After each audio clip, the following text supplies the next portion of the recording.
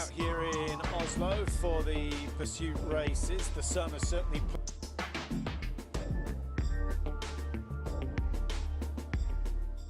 Well, yesterday, of course, it was all about the sprint race. 10 kilometres the distance, and the man who got to have a chat with the King Harold, was of course Johannes Tingesbo, and you only go there if you've won the race. And I was quite impressed in the press conference after. He said that was the highlight of his season, and he had a good long chat, plenty of laughs, and he certainly enjoyed the occasion. Great shooting from Johannes Tinges, very, very quick. Not the fastest, but his standing shoot, when you consider the pressure of the situation, Mark, was phenomenal. Yeah, it was sensational. It was fast. It was there was no messing around. Exactly how you should do this sport.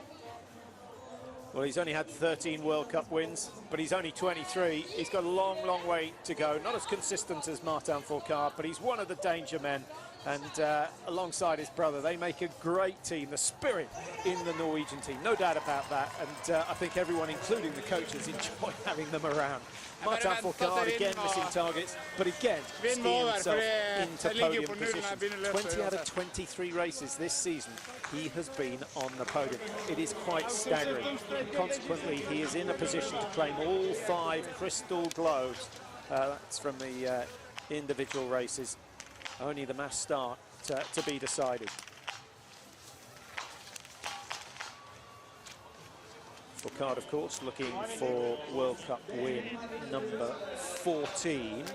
Could come today, could come tomorrow. Magdalena Forsberg, of course, the only person who's achieved that.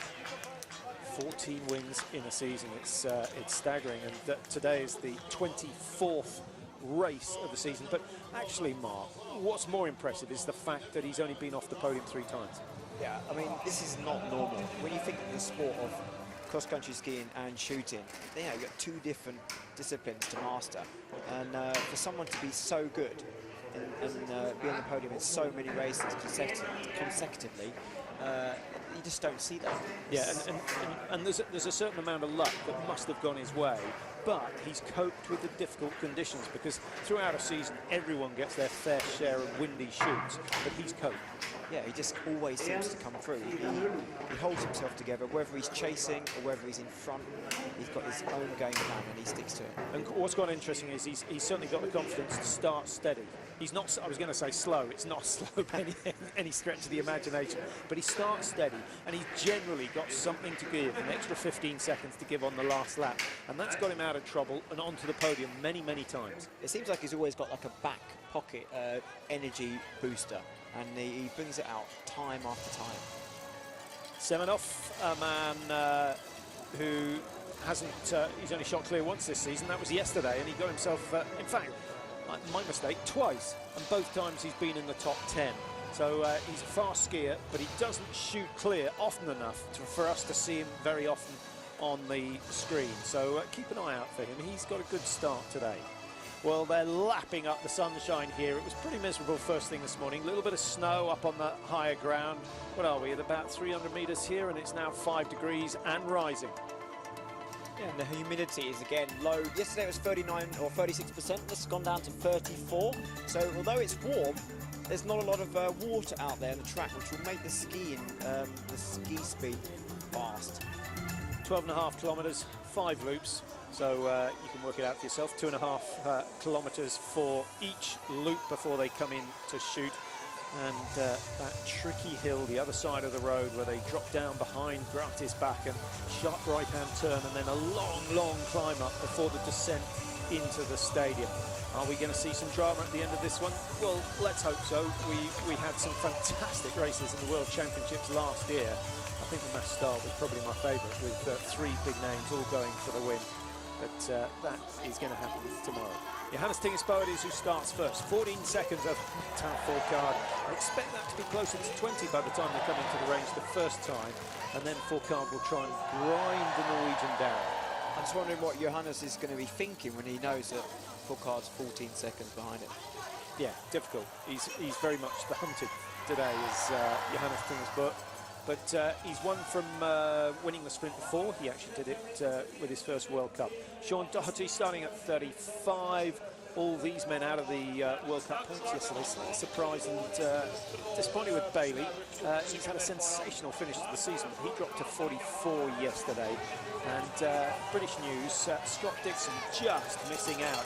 Only 6 seconds off qualifying time for today's race. So that means that his season came to an end yesterday. But it finished with a good race. 9 hits out of 10. One more and he would have been in today's race. But it's so important for him to start getting into the top 60. Yeah, it's just a blink of an eye, 6 seconds, and he would have made the pursuit for today. It's good for Scott, but unfortunately it didn't work this time. But he has a lot of potential, and we want to see him in more pursuits. Yeah, I know he did a bit better when his dad wasn't around. Too much pressure. We'll be having a word with Mike when he gets back. There's Martin Fourcade, the red and the yellow bib. The pursuit globe is secure, so it doesn't matter what happens, and anything can happen, but he is not going to lose that crystal globe, so he can relax on that front. Now, well, we've got a moment as they prepare for the start, Mark. How important, we talked about Mari Laukkanen of Finland wearing the black armband to commemorate Asko Nuutinen.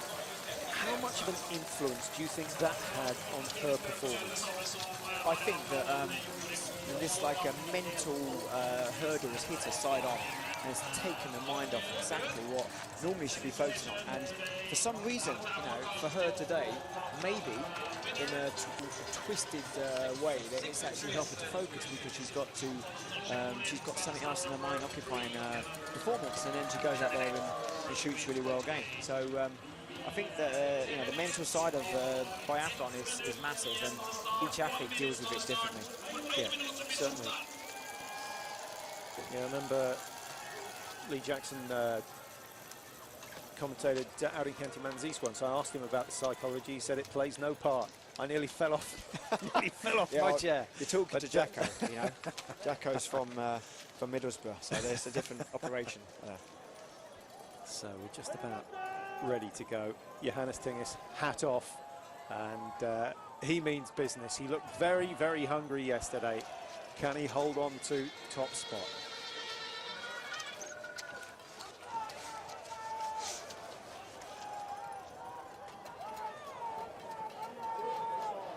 Only the top 60 qualified for today's start. Bo is first, Fourcade 2, Schipulin will go 3, and then Landertinger of Austria starts number 4, just 22 seconds off the leaders. We've got a couple of DNSs, Uliana Durandalen, who finished 46, he's decided to rest for tomorrow, and Gertsikov from Bulgaria also pulling out. So, Johannes Tingis underway, first 50 metres looking very, very smooth. That was not the most dynamic start we've seen from him, so maybe he's just going to take the first lap steady. Martin Fourcade, well, he's gone off hard, as he always does, but you can generally tell his intention from the first 15 metres. Schipulin, Landertinger go, 7 off goes for Ukraine at 5. Haryepo, the older brother of Johannes Tingis, starts 6. Moravec 7, Garanichev 8, who's brilliant at the pursuits. He went from 41 to 11 in Nova Mesto. Destur, Eberhard, Doll going 9, 10, 11. And then down to Fion Maillet starting at 16. Now, he finished third in Nova Mesto, but normally finishes 25, 26, somewhere around there. Simonada looking hungry for Austria, Mark, and everyone will have their own goals for today, but the race never quite pans out how they're expecting it. No, I mean, this is a race for someone who can shoot consistent, and the faster shooters out there, they can really jump up the positions if they shoot fast and they do their normal thing. So we're looking at the shooters day to day. Yeah, just looking at Johannes Tingis' shooting record in the pursuits this year. I'll just run through them. 17, 17, 18, 17, 18, 16. So an average of just over 17 hits. That might well be enough, but if Martin Fourcade goes clear, that's not going to happen. But Fourcade doesn't that often hit all 20 in a pursuit race. I mean, he's in his element when he's got something to prove. So that's in his favour today. It's whether Johannes can really keep his cool in the shooting range and hold the front. Up over the bridge and then out towards the back of the stadium. Fourcade looking for some nice firm snow conditions. There aren't many around. You can see just how soft it is. They've done nothing since the end of the women's race, nothing really they could do, except unless they've decided to press it and then salt it again. But that was ruled out. No, I think that there's not enough time to really go around the course. Maybe just keep people off the course as much as possible. Looks like Johannes is conserving his energy a little bit here. He's not quite the rocket man as he normally would be. Well, I'd be happy if I could ski 900 metres in 2:25, but especially when you think of the profile that they've covered. So Johannes Tingis steady, but not quite as fast. He had a lead of 14 seconds. It's now up to 17, so just like Laukkanen, a little deceptive. Soft conditions favour the lighter athletes, and Martin Fourcade does not fall into that bracket. He's a big hulk of a man. Yeah, but this is a race made for Martin Fourcade. You know, so consistent in the shooting range, fast out there on the skis, Iceman. So no penalties applied, everyone behaving themselves off the start line. Absolutely ridiculous to give away 30 seconds for the benefit of 0.3 of a second, but it's happened once or twice this season, but not today. So Johannes Tingis soaking up the applause of the crowd. This is one of the fast sections. He's going to break to the right down the bottom. The women actually having much faster conditions on this part of the course, but you can see even Johannes Tingis looking a little bit unsteady. It throws you wide, and this is where it's so important to carry good speed into the steep uphill. Yeah, you want to hold your position down as low as possible just to make up for the you know, anytime you come up, you're coming out of the aerodynamic position, you're going to be slowing down, so you've got to stay down. I just get the feeling Fourcade will bide his time and just wait for Johannes Tingis to make a mistake, and then that might be when he pounces. Strong V2 up the climb, most breaking into V1 considerably earlier than Martin Fourcade. That takes a lot of energy, very dynamic skiing, and he keeps it going all the way to the top of the climb. It certainly looks like two different tempos there, but Johannes, he's just like hanging in there, holding his speed. Yes, but he's efficient, isn't he? He's one of those beautifully balanced skiers, spends a lot of time on the flat ski as opposed to on the edge. Yeah, they're so conditioned from an early age to maintain the balance on one leg, and especially with the skating. The kids now, they're growing up on skating skis. Before it'd be classic and then getting used to skating, but now it's like the preferred choice is they're skating. I wonder why. No waxing as well, limited. Well, it'd be interesting to see a certain breed of no-wax skis coming in for classic skiing. That might change things back in favour of the classic style. They kind of regard it a little bit more cooler to go skating.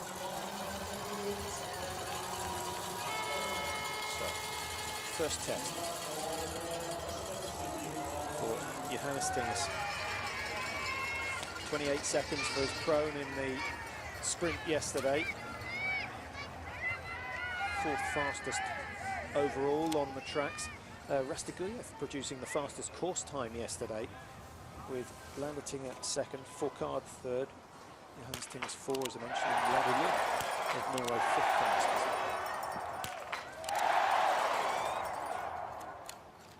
Shuffle of position. Yeah, some slight micro adjustments there, but that's what it takes to be this level. You feel every shot. I wonder whether he picked up on that miss from Martin Fourcade. He certainly will have heard it, and it's somewhat distracted him. He throws number 5 wide, and a chance now for Anton Shapulin of Russia to come through and take the top spot. He is so good at the comeback. We're going to find out what he's like at leading. Moravec, who missed the win, Contiolati by just 0.6 of a second. Oh, he misses number 5, and Landerting is moving up into the top 3 as well. Good shooting from Granichev. Remember, Granichev, that 40, what did he have, a 30 position rise in the Nova Mesto World Cup just before Christmas. Simoneda's on the move. 1, 2, 3. Oh, throws number 4 wide. That's disappointing for Simoneda. Benedikt Dahl, the sprint world champion, stalls between 3 and 4, and he misses as a result of breaking the rhythm. Freddie Lindström of Sweden, he could be moving up the order. Does he get 5? Yes. A little bit of a delay, but it was worth the wait. So 8.4 now between the top two. It's all changed. Johannes Tingis has gone from first to third. It's Schapulin who leads, with Dominik Landertinger of Austria into second position. Martin Fourcade down in fifth.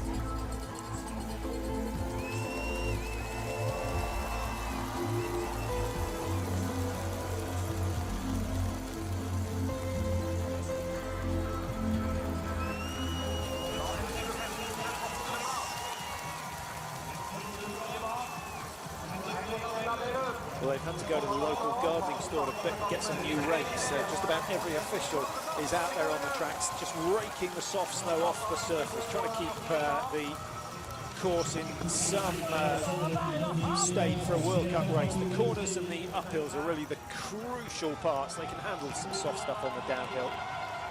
Now, Schapulin, look over his left shoulder just to see where the opposition are. He might just have picked up on the fact that Johannes Tingis is back up in the second, and a train of four of them now trying to chase down the rush.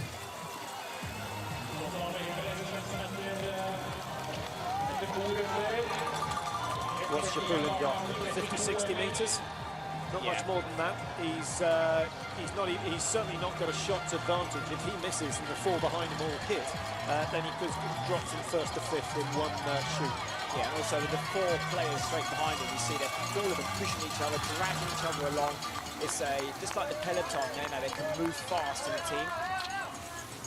The good thing about this course, Patrick, is that there's many opportunities to see where you are and how you're doing in comparison to the other athletes out there. There's always little turns, and just easy to take a glance over your shoulder and see who's behind you. Another steep little section as they work their way up to 3.4. We'll get another indication on the positions.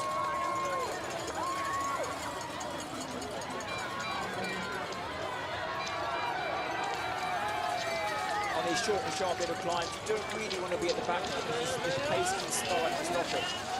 When you're in the first, leading the little pack there, you can just do your own thing. So it's nice to be at the front.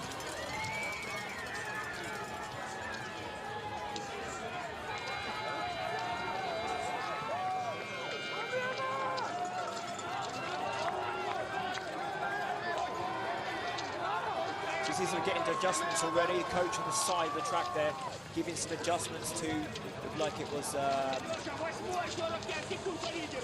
of the Austrian guys.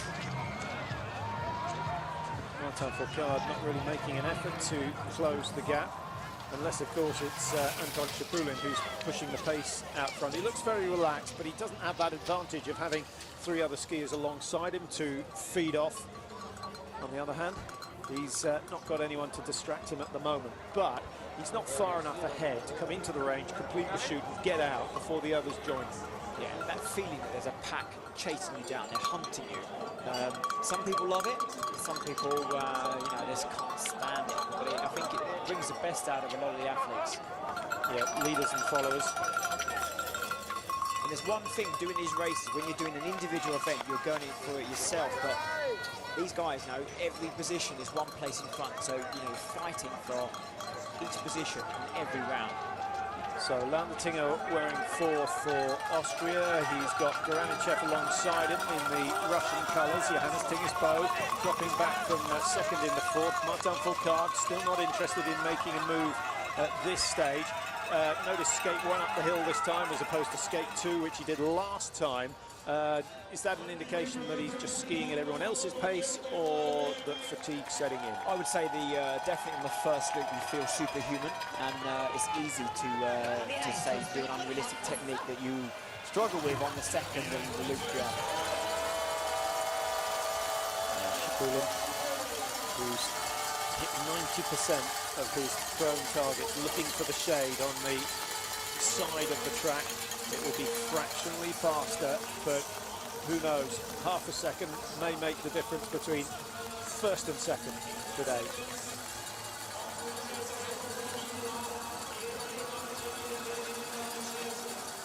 Great turnout from the Oslo crowd. Seems like there's been more people turned up now. The stuns actually came out even more. Rico Gross, who coaches with the Russian team. Shapulin's only had one win this season, which is slightly surprising when he was tipped as the #1 challenger for the Crystal Globe this year. His win coming in Antolz in the individual resort that he always performs well at.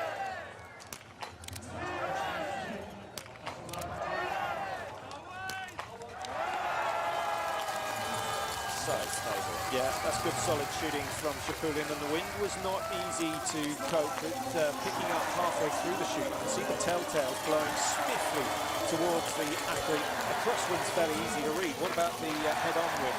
Yeah, there's always going to be a slight adjustment to think about and take into account. At the end of the day, the athlete's going to make that call. Landertinger with a mistake puts him out of contention for now. He's not out of it with 2 more shoots to go. And plenty of skiing still to be done. Tarjebo, this is #1. You will have noticed that Martin Fourcade has cleared all 5. Goranichev has done the same. And so the chasing group drops from 4 to 3. The margin now at 20 seconds. Morovitz just missing that win in Kontiolahti. He was so disappointed. And actually, I'm pretty sure he would have got it had he started after Martin Fourcade. He would have known what he was aiming for. Simoneda, much more accurate this time and just as fast. He's put himself in a good position. This is Freddie Lindström from Sweden. You can see Morovitz there. He had a misfire in the last round. You see the amount of time you lose when you've got to start messing around and taking an extra round.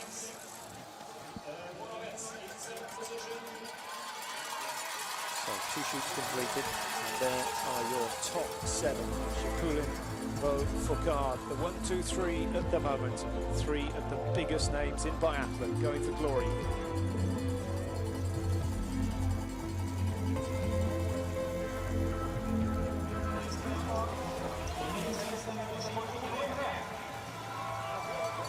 Well, the race panning out just as Shapulin would have liked it. Although it's often said that the best place to take the lead in a pursuit is out of the range after the last shoot. It's never finished or never over until the last visits the range. Anything can happen, Patrick. Fourcade still looks to be cruising. Does he regard Shapulin as a danger man? Is he just waiting before he lights the touch paper? It does look like he's playing it very safe, especially in the shooting range. For the first 2 visits, he has been not the fastest shooter, but very consistent. No penalties. Yeah. Shapulin's not a man to be messed with, though, Mark. He hit 19 out of 20 in the World Championship pursuit, hit all 10 in the stand. He hit 20 out of 20 in Pyeongchang in the pursuit there. He hit 18 out of 20 in Kontiolahti. Missed 2 on the last standing shoot, and that pushed him down into 10th position. But a pretty good record over the season in the final stages of the pursuit.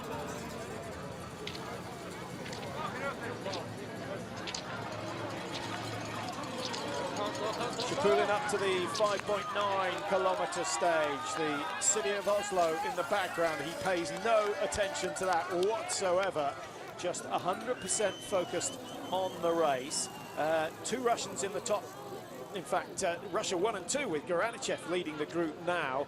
Goranichev, he's got the mentality for this sort of a race. Does that mean that the pressure just doesn't affect him, or...? Yeah, I mean, like, he started in 8th, right? So now he jumped up to 4th after the first shoot. And I think he could taste he's on good form, and to move from 8th to 4th after the first visit to the range, I mean, it must have given a massive confidence boost. But you would have thought that Goranichev, of the 3 chasers, was working hardest. He gave away 30 seconds to both Fourcade and Johannes Tingis on the tracks yesterday. So to stay with those 2 big names, he is working harder than they are at the moment. Number 10, you may recognise the style of Julien Eberhard. He's had a really good end to his season. A couple of wins for him this year.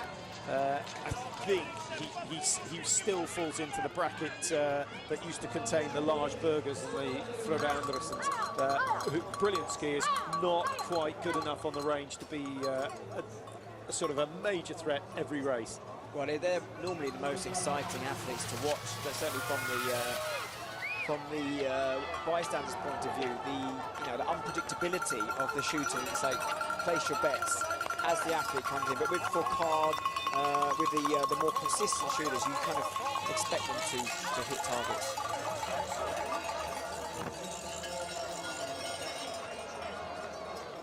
I must say, the Russian fans, there has not been a single World Cup where we haven't seen them there. They even made it to Korea. Probably a few of them based out there. Kontiolahti, of course, which isn't far from the Russian border. Hundreds and hundreds of Russian fans there, and they love coming to Oslo as well. Is it going to be their day? They've got a 50% chance in terms of the top 4 at the moment. And Chapulin goes into cruise mode early. Just wants to make sure of the first 5 and the standing position. Biathlon in Russia is a huge thing. It's the national winter sport. There's a lot of backing. They love it. The Russian supporters are fully behind their athletes, whether they're winning or whether they're losing. So it's great to see that some good representation from the Russian athletes.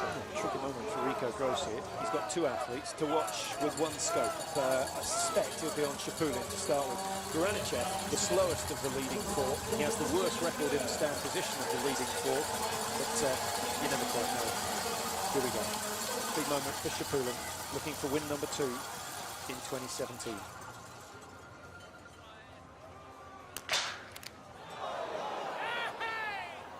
Shaky start.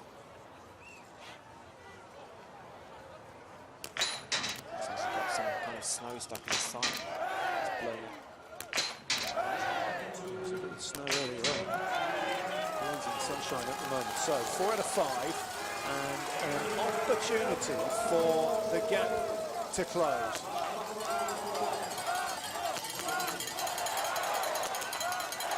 Johannes Tingis a little more deliberate than we saw from him yesterday. Usually that results in a miss, but not so far. He's got 5, but he's matched by Martin Fourcade, and it's Granichev who suffers with 81% hit rate. He was the most likely to drop out of contention, but there's still 1 shoot to go. So if he can get around those 2 penalties quickly, there's a podium possibility. Just avoid Chapulin coming off. Granichev coming on to the loop gives way to the leader. Quite right, and he was pretty sharp to pick up on that. Moravec now, is he on a comeback? Yes, he is. Good shooting from Moravec. Ada misses, Eberhardt misses as well, the 2 Austrians. Lukas Hofer, oh, it would be so nice to see Lukas get a good end to the season. He struggled a bit this year, and Tarjei Bø with another miss. Lindström is the man who is gaining well. The top 4 all started in the top 7, so no massive improvement, but Lindström started 15, he's up to 5, just 37 seconds off the leaders, and he's the only one of the leading 5 not to have missed the target so far. So the Swede, if he can hit 20 out of 20, might find himself on the podium. It's been a long wait to get back there. Now we've got a big collision, we were talking about that earlier, Mark. And I was saying, I can't remember a time I've seen them collide. Dessieux has had a big impact with one of the athletes. I'm sure we'll see a replay of that. Here we go. Oh, look at that. Yeah, Eberhardt had right away. Dessieux really had nowhere to go, did he? But I cannot understand why they haven't figured out a better way of making a penalty loop. Well, all you need to do is bring the loop 20 metres towards the camera, so the person coming onto it has an extra 4 or 5 seconds of seeing who's coming off it, and then you can pick your route. It's that simple.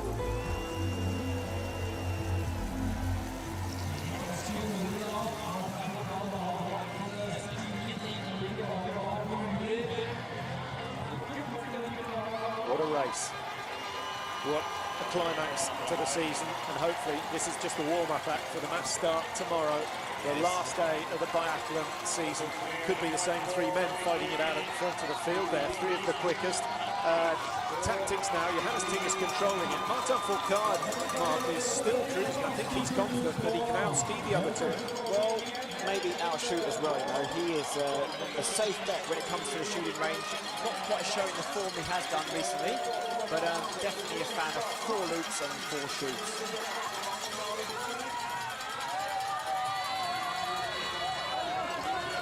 Chapulin settling down after his penalty loop. Martin Fourcade still waiting. Usually picks the steepest of the hills. Johannes Ting is trying to wave the others through, saying, come on guys, do your fair share, but they're not interested. They know exactly what they're doing.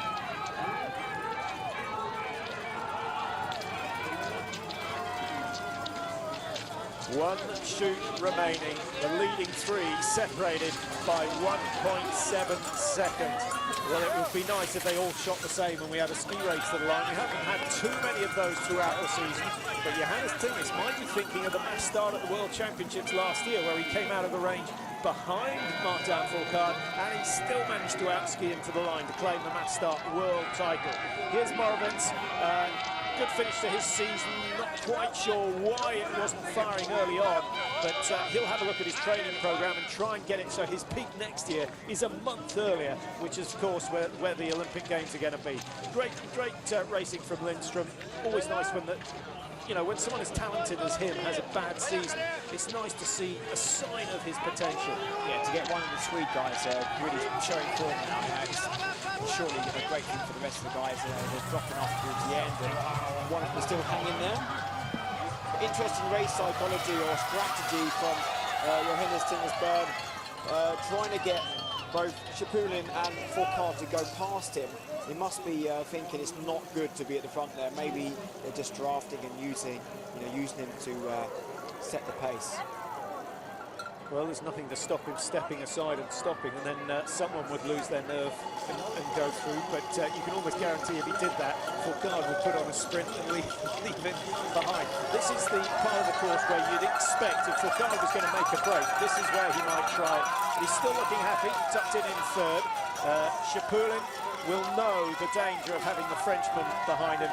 Johannes Tingis, if he's saving himself, well, maybe he can challenge the Frenchman over the last lap. But Martin Fourcade yesterday was 11 seconds quicker than Johannes Tingis over the last loop. Yeah, surely you'll have that in the back of your mind. So to make an impact, a bit of a push for the range now could be a good way to try and blow your opponents out of the water. Hopefully they'll follow.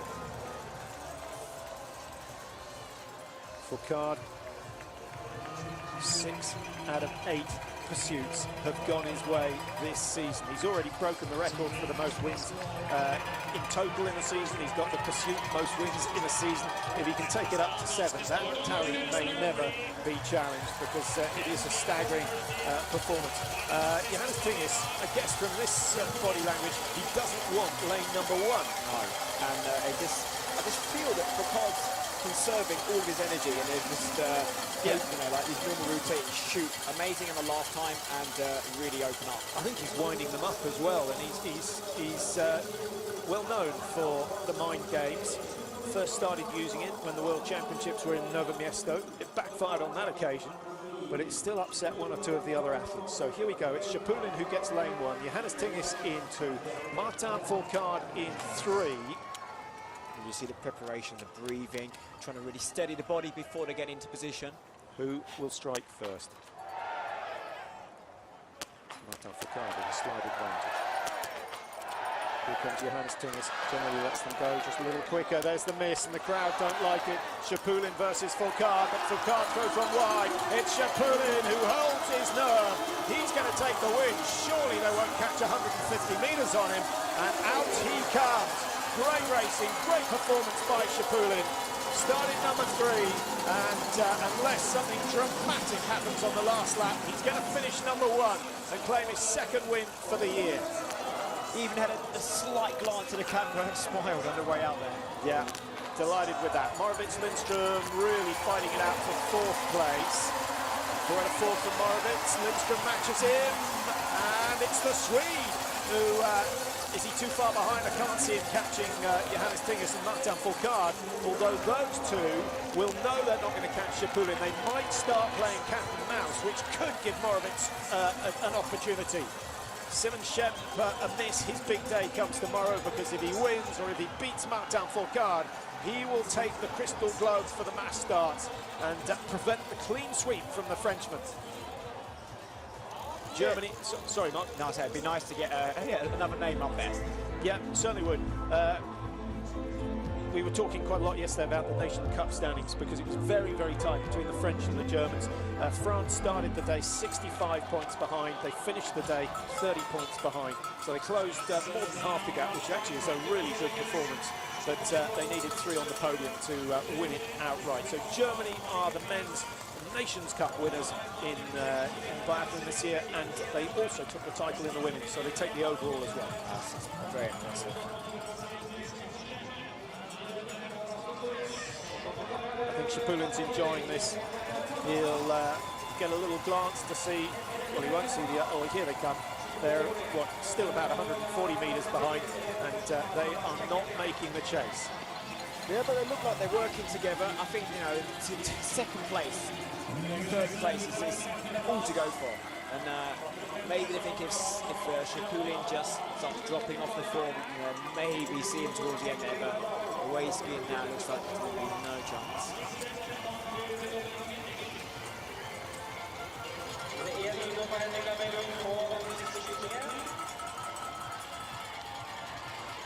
I'm just trying to wonder, Patrick, when Martin Fourcade's going to open up and try his luck and try to get rid of Johannes. Well, it's going to come on Gradisbakken, isn't it? The last climb. That's where we've seen so many breaks made in the past, both biathlon and cross country. I don't think will he leave it, possibly leave it until he comes into the stadium. Get a nice little bit of drama for the crowd if that's the way he does it.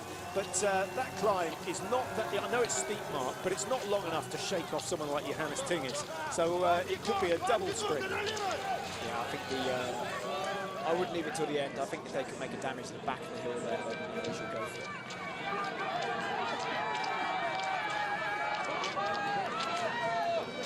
Still neck and neck between the Frenchman and the Norwegian. Revenge wanted by Fourcade.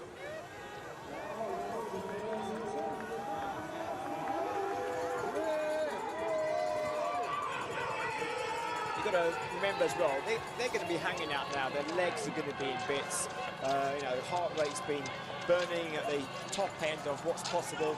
And you know, as we can easily sit here and say, yeah, you know, they look like not going too fast or give a bit more at the end. They are on the edge already. So now this is a test of what else you've got to give.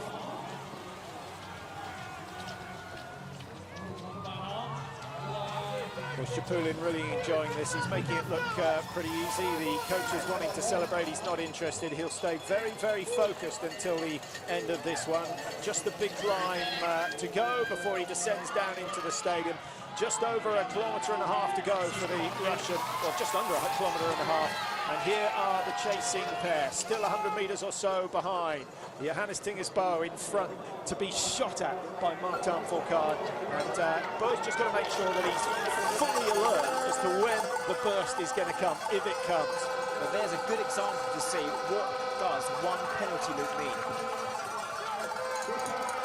Chapulin still clear. Here comes the double dance from Martin Fourcade. And Johannes Tingis doesn't look as though he's up the work rate. He has now, and just trying to stick in the slipstream. A second little burst of energy, and it's opened up a gap of 4 or 5 metres. I think Martin Fourcade's got this one. Johannes Tingis, nothing to give. This is what Martin Fourcade does better than any other athlete. The acceleration up the steepest climbs. He's in a class of his own. Yeah, I mean, to find that energy at the end there, that is superhuman. Chapulin is blissfully unaware of what's going on behind. The margin not quite as big as he might have thought, but is Fourcade going to chase this down? No, I think he's just trying to defend that second place. I'm not sure he's aware that Johannes Tingis has eased up, happy with third, his second podium in succession. This will make it 21 podium finishes for Martin Fourcade. Well, it looks like he's not content with second place. I wouldn't be surprised if he's just only looking at trying to see what he can do here. 500 metres. Difficult task. Yeah, I think Chapulin's going to have to fall coming off the northern step, and that's highly unlikely. He's a very confident downhiller, strong performer. Chapulin's still looking very steady, sort of strong in the core, Mark. And if you watch a lot of the YouTube clips of the Russians doing their strength training, it's quite staggering the weights they're doing, the intensity of the sessions. Yeah, they are unbelievably strong, more strong than you can imagine actually for an endurance athlete. over the little rise and just opens the mouth wide to suck in the Oslo atmosphere, and a chance to grab a decent flag, a decent sized flag I should say. Russia taking the win in the men's pursuit with Anton Shapulin. Shapulin only one miss today, great shooting from him. Most importantly of all, clearing the last 5, which is usually Martin Fourcade's trademark, but he missed one today and missed his opportunity for the second day in succession of taking the win. But 2 second places, still pretty good. And Johannes Ting has started 1, finishes 3rd. Good end to the season. Hopefully he saves something for tomorrow. Yeah, I mean, like when you're used to winning and become second place 2 times in a row, then it must feel a bit weird. Here comes Freddie Lindström, started number 15, so the most impressive in terms of games. But that's, if my memory serves me right, that's his first podium since the sprint event in Östersund at the beginning of the season, where he finished in 2nd place. Great sprint finish by Lucas Hoffer, gets himself into 5th. So that's another good comeback from him. Eberhard, who's been pretty solid, got a really good pursuit a couple of weeks ago. He's done another one today. So suddenly, going from being a sprint specialist, Eberhard is turning into a 4-shoot star as well. Yeah, you know, the bar's being pushed constantly, so you cannot just be the specialist in one distance, you've got to be an all-rounder. Rastaguyev's fast as ever.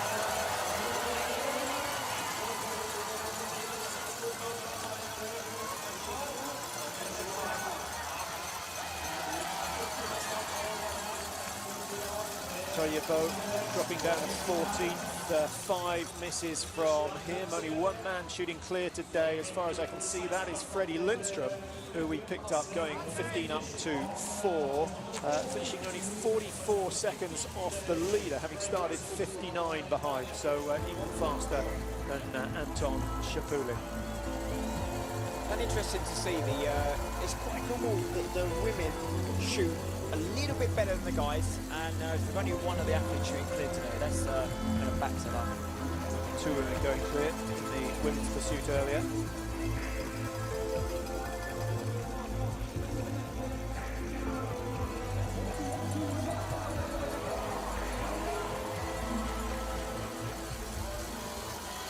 Well, there you see the stats for Anton Shapulin, his 10th World Cup win, 40 podiums, so he's always been there or thereabouts. At 29 now, what's he got, another couple of years? Maybe he'll retire after the Olympic Games next year, but no word of him retiring before that, and let's hope he doesn't, because he's certainly a contender for Olympic gold medals.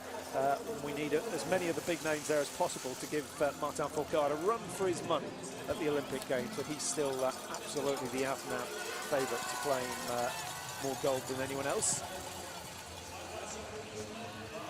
So Shapulin, a very strong performance, 32.11, the winning time in the men's pursuit.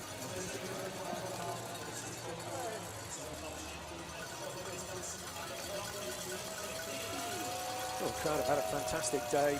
Bright sunshine in the stadium. The tracks have just about survived as we see Lucas Bauer across the line. Let's just try and update you on the schedule for tomorrow. Just 2 races to go for the 2016-17 season, and traditionally we finish with mass starts. And of course, the highest placed in the World Cup will get a start, plus those who have performed best here in Oslo. And if you want to know who's in it before tomorrow, have a quick look at the IDU website tonight. You'll be able to get a readout about 6 o'clock local time. They should be publishing the start list, certainly for the women's. That will come out first, and we'll see who's lucky and who can start the end of season celebrations tonight. Yeah, and there's many of those athletes which have, you know, that's the last race today, so the best, roughly top 30 in the world start tomorrow, and the best athletes, well, maybe they're going to be letting their hair down tonight. And then after tomorrow, still a little bit more racing to be done in the Holmenkollen Stadium. It's the kids' turn next weekend. So if you're interested, you've just about got time to get out here. There'll be something like, what, 7,000, 8,000 competing in short distance races.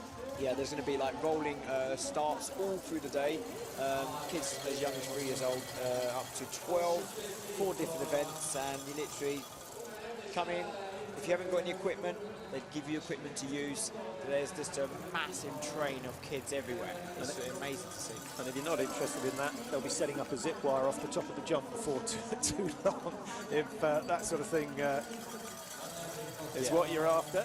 There's a zip line. They connect to the top of the ski jump, which is 361 metres down to the bottom, which you drop down 107 metres, and I can imagine it's pretty fast. Yeah.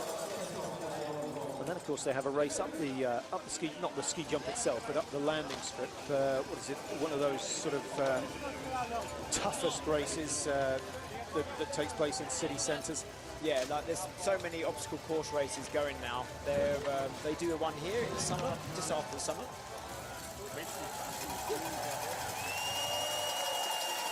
So, one more night to stay focused. 24 hours to recover. It's a long, long season. Race number 26 tomorrow, and it's mass start, as you can see. 10 o'clock start time for the women. If you're watching in the UK, 12:15 UK time for the start of the men's. It's only going to take 45 minutes. Do not miss it. And let's hope that it's as exciting as the World Championship mass start was last year here in this very same stadium. Russia are going to be the ones on a high today, and the Finns will be celebrating with Mari Laukkanen's win. And it was a fantastic performance from her before yesterday. She'd never won from 200 World Cups, never won a race, but she's now won 2 in the space of 24 hours. And at the age of 29, she's had a long, long wait to achieve this sort of success. What a shame that her shooting coach passed away last night, Asko Nuutinen, up in Kontiolahti. He's been ill for a couple of days, so a bittersweet moment for Mari Laukkanen. Yeah, I mean, all the hard work he's put in throughout the years, it's all paid off. Well, there you see the result sheets from today in terms of the Crystal Globe. For pursuits, it belongs to Martin Fourcade. He now has 4 in his excess baggage to take home. Tomorrow, if he beats Simon Schemp, he'll have 5. And Simon Schemp hasn't shown too much form so far this week. It's just amazing, actually, the success Martin Fourcade has achieved this winter. Well, with 21